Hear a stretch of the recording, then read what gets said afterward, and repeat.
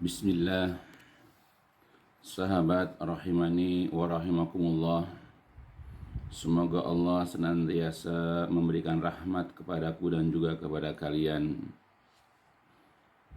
Jadi kita sudah paham, kita sudah mengerti, sebagai muslim kita punya kewajiban untuk senantiasa membaca ayat-ayat Al-Quran.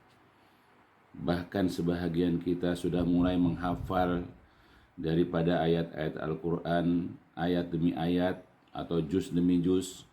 Walhamdulillah. Maka setelah itu kita juga mempunyai kewajiban bukan hanya membaca dan menghafalnya, kemudian juga hendaklah berusaha memahaminya. Karena dari memahami ayat-ayat Al-Quran inilah kita dapat beramal, yaitu dengan ayat-ayat tersebut dalam rangka menjalankan perintah Allah Jalla wa'ala. Karena Allah Jalla wa'ala tidak hanya sekedar memerintahkan kepada kita, begitu juga Rasulullah SAW tidak hanya sekedar menyuruh kita membaca, menghafal, dan mempelajari atau memahaminya, tetapi kita diperintahkan untuk juga mengamalkannya, sebagaimana dahulu Rasulullah SAW memerintahkan kepada para sahabat ya untuk mengamalkan apa-apa yang Allah perintahkan di dalam ayat-ayat Al-Quran. Dan ini juga sebagaimana yang telah disabdakan oleh beliau, yang diriwayatkan dalam riwayat Imam At-Tabrani, Imam Ahmad atau Hawi Ibnu Asakir, dan Imam Al-Baihaqi dari Abdurrahman bin Shibl, yaitu Rasulullah Sallallahu Alaihi Wasallam bersabda, Iqra'ul Qur'an wa'malu bihi wa la tajfu anhu wa la taglu fihi wa la ta'kulu bihi wa la tastaksiru bih. Iqra'u, hendaklah kalian membaca Al-Qur'an, kemudian wa'malu bihi, beramalah kalian dengannya, yaitu beramal dengan Quran. Wala tazfu, dan janganlah kalian menghindar, janganlah kalian menjauh, yaitu anhu, dari Al-Quran. Kemudian wala taglu fihi, dan janganlah kalian berlebih-lebihan di dalam membacanya. Kemudian wala ta'kulu bihi, dan janganlah kalian mencari makan dengannya, dengan Al-Quran. Wala tastaksiru bih, dan jangan pula kalian memperbanyak mengumpulkan harta dengannya. Jadi jelas di dalam hadis ini Rasulullah memerintahkan kepada kita untuk senantiasa membaca Al-Quran.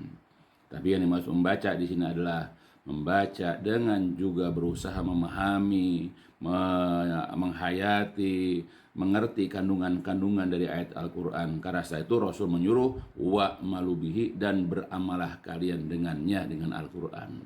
Jadi Al-Quran diturunkan ya kepada kita dari Allah Jalla wa'ala melalui Rasulnya adalah agar kita menjadikan Al-Quran sebagai petunjuk, sebagai rahmat. Dan bagaimana mungkin kita menjadikan Al-Quran sebagai petunjuk hidup kita kalau kita tidak memahami, kalau tidak mengerti ayat-ayat Al-Quran. Maka sebab itu wahai para sahabat, usahakanlah terus membaca, mempelajari Al-Quran, dan setelah itu hendaklah kita berusaha untuk mengamalkannya. Dan jangan kita menjauh, jangan kita menghindar, jangan kita antipati atau a priori dengan Al-Quran. Ya, Al-Quran adalah yang dapat menyelamatkan kehidupan kita di dunia ini sampai kepada kehidupan akhirat. Maka kalau kita ingin selamat dari kehidupan dunia ini dan kita selamat nanti di hari kiamat dimasukkan ke dalam surga, jangan sekali-kali kita menjauh, menghindar, apalagi membenci Al-Quran. Kemudian hendaklah kita juga berhati-hati dari berlebih-lebihan di dalam membaca Al-Quran. Kata Rasulullah, wala taglufi, jangan kalian gulu di dalamnya, itu gulu dalam membacanya. Karena kita paling mentok membaca Al-Quran, khatam itu 3 hari. Artinya 1 hari 10 juz. Sebab kalau andai kata ada orang mampu membaca Al-Quran, 1 hari dia khatam 30 juz, maka dipastikan dia tidak akan paham apa yang dikandung dalam Al-Quran.